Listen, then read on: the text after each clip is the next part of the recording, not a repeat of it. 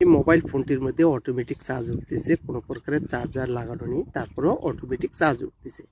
তো এই ধরনের প্রবলেমগুলো চার্জিং আইসি থেকে হয়। যখন চার্জিং আইসি শর্ট হয়ে যায় বা বিভিন্ন ক্যাপাসিটারগুলো বা ডায়োডগুলো শর্ট হয়ে যায়, এই কারণে ফ্যাক চার্জিং ওঠে।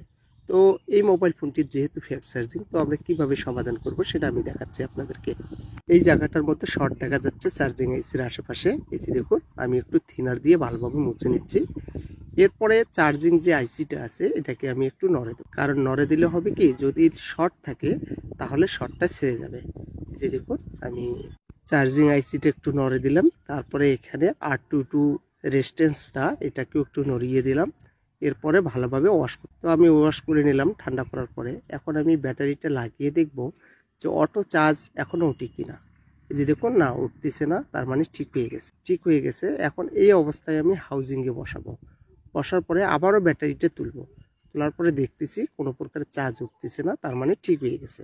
এখন আমি পাওয়ার বাটনটা যতক্ষণ না প্রেস করলাম ততক্ষণ চালু হলো না। এই যে দেখুন, পাওয়ার বাটনটা ধরার পরে চালু হলো এবং আমরা ডিসপ্লেতে লক্ষ্য করতেছি কোনো প্রকারের ফ্যাক চার্জিং নেই, চার্জিং বারটাও নড়তেছে না, তার মানে ঠিক হয়ে গেছে।